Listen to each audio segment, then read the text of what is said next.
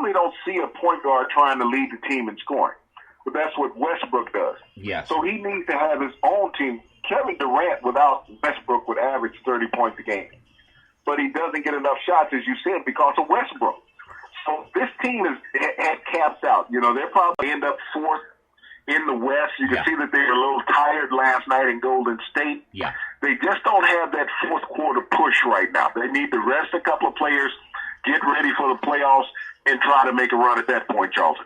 Well, thinking of making a run at that point, this section is also sponsored by the Mercedes-Benz of Northern California. Go see the finest cars. If you want a fine car, you got to go see the Northern California Mercedes-Benz dealer. Tell them that Charlton and Big C sent you. Also, Big C, when you get back into another point that's had, and since the All-Star game, OKC is only 2-8. Now, I know people might say, well, they're dragging, but they're still a threat to win. And I know last night you had the San Antonio Spurs. They beat the Pelicans 94-86. And Kawhi Leonard scored 30 points in that game, had 11 rebounds. Now, this is a guy that reminds me so much of Steph Curry, just a little bit bigger. And I know Durant is a guy that was the MVP 2 years ago. But when you look at San Antonio, they will be the team that challenges Golden State. There was some talk that maybe it's going to be OKC. I even heard Charles Barkley mentioning last night on the TNT that Golden State, he doesn't think they're the best team. He thinks San Antonio is, even though when they played each other, Golden State had a double-digit win. Well, you can always call another team the best team, but they're not the best team until they beat the best team. Yeah. They're the next best team out there in the NBA, and it's been that way all year long. Golden State got out to such a torrid start at the beginning of the season that everybody, all they could do was look at them. Yeah. But they've maintained that pace. And that's the key of great, teammates. Yeah. Understanding the concept of what a coach is doing. This is a team, they're both built the same. They both move without the basketball. Yeah. They don't just, it looks like Golden State is always settling for jump shots. Yeah. But you got to look at how many backdoor shots they get around the rim. Yes. And by them doing that, that's what set up the three-point jump shots for them, is all the penetration shots that they have. And that's what most announcers miss. They miss all these penetration baskets that the Warriors have, but they only, polarize the three-point shots. Well, when you talk about Golden State and how great they look, I know you have a great history of basketball. You've seen the great Dr. J play. You've seen Larry Bird play. You've seen Michael Jordan. I want to ask you this question because Golden State can actually set the record of 45 in a row. They have tied the Bulls as far as the winning that 44 record. Now they're going up against the LA Lakers.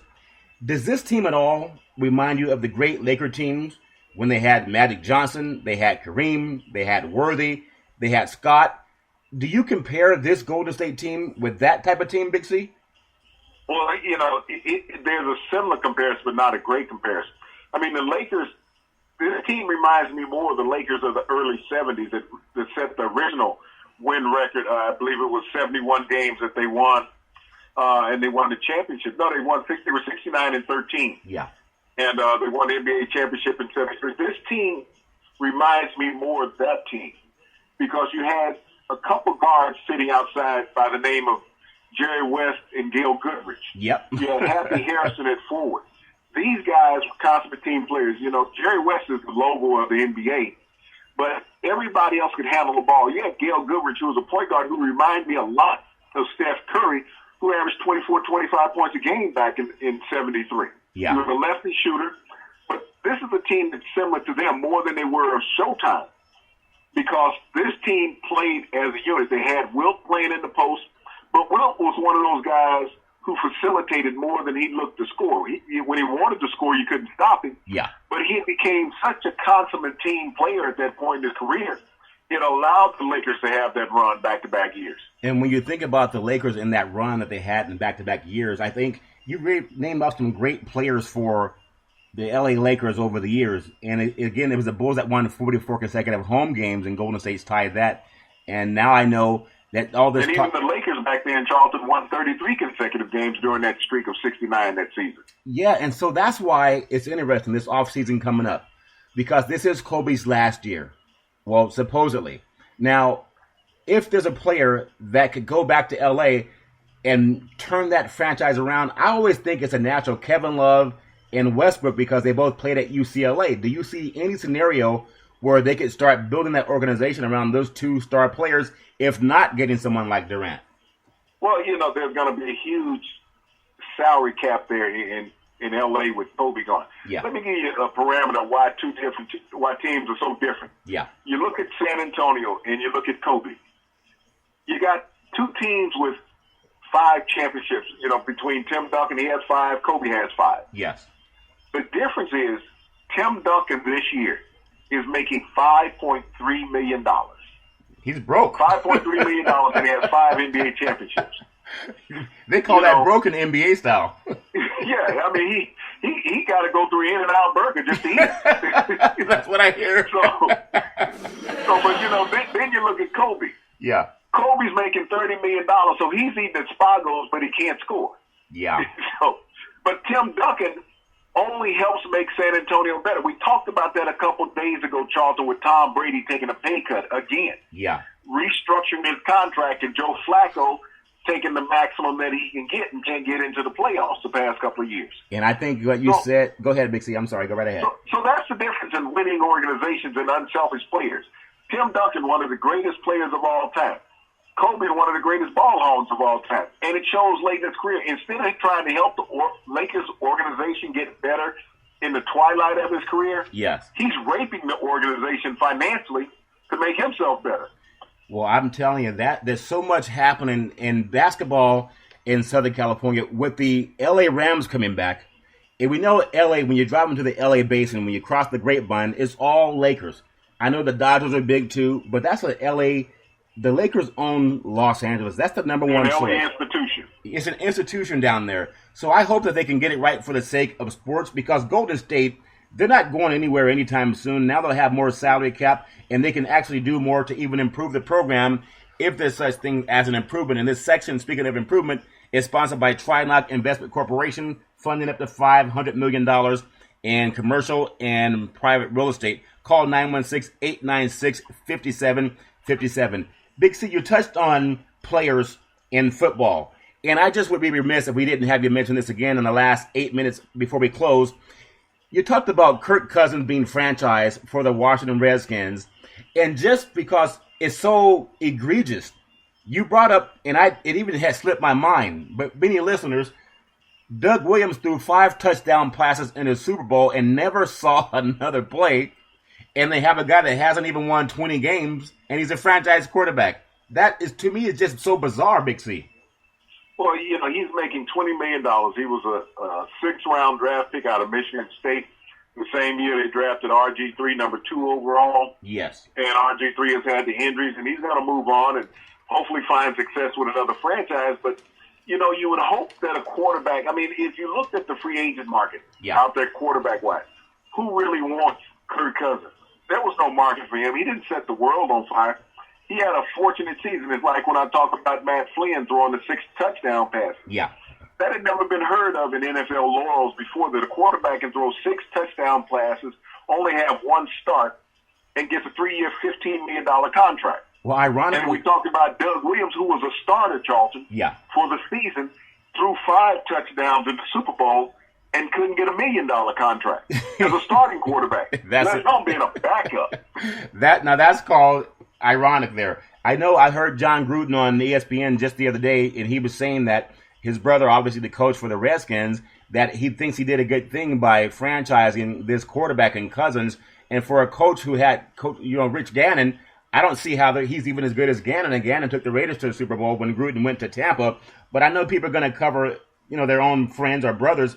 But I just want to do one more thing as we have about 5 minutes left in the program. I want to just mention that this show is sponsored by your Northern California Ford dealers for the finest in American-built cars and trucks. Go see the guys in NorCal Ford and tell them that you heard about them through Charlton and Big C. Now, Big C, as we get back to the end of the program, we talk about WFC fighting and all this West Coast fighting championship that I covered just about a month ago up in Sacramento. UFC, Conor McGregor's fighting down in Las Vegas. We heard about Holly Holm, Ronda Rousey.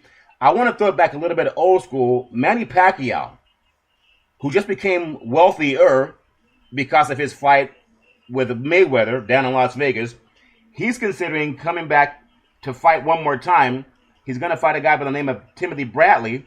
And if he wins that fight, he's thinking about even fighting in the Olympics down in Rio. What do you think of a guy like Pacquiao? There was controversy that he was even injured in the fight against Mayweather, but who could turn down $80 million? Well, when you look at the boxing game, it only takes one fight to get over the top. Now, I recall years ago, Michael Spinks, when he was getting ready to fight Mike Tyson. Yes. And Mike was by the house during his training regimen. He's laying on my couch in my den. Yes, I remember. And we're talking. I said, okay, Mike, what's going to happen? And he said, I can't beat him. I cannot beat him. I'm being honest with you. But I'm not going to let him hurt me either. I'm getting $10 million. The minute he hits me solidly, I'm going down. Mike Tyson hit Mike Spinks twice in that fight.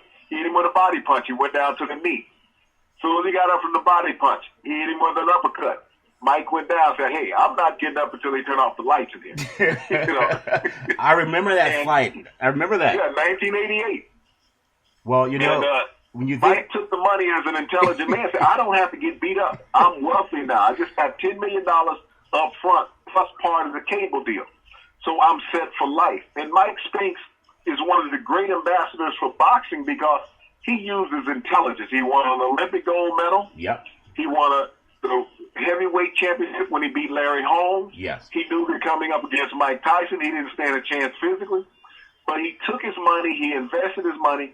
He's very well off. He's not one of those fighters that you see nowadays looking for a handout.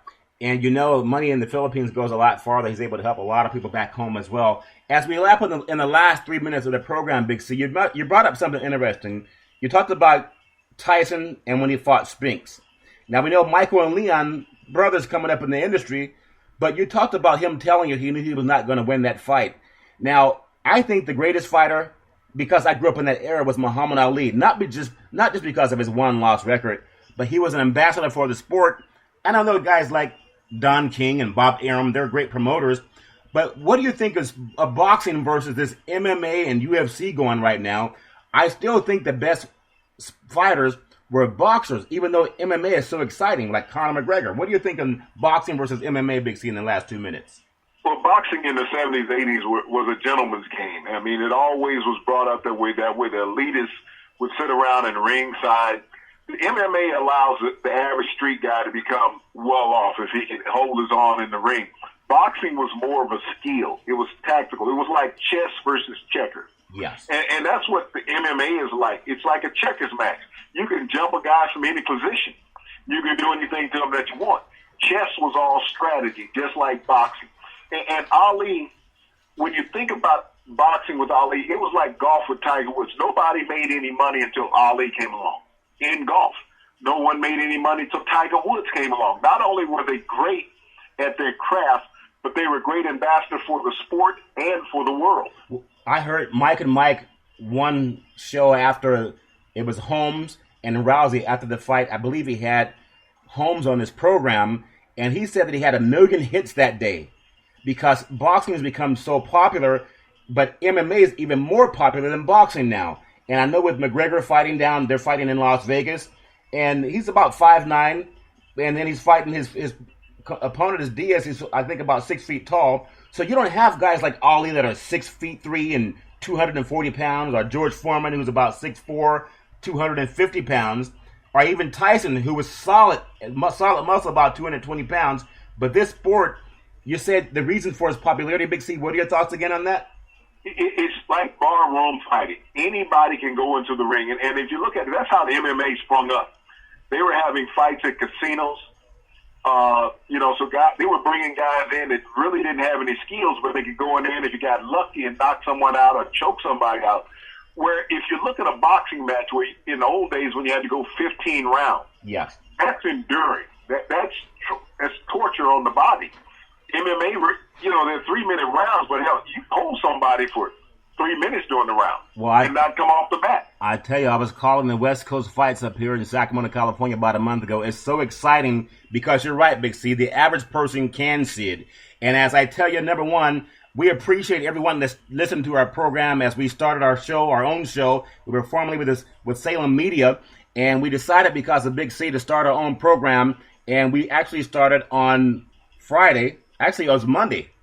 was our first show leap year on the 29th of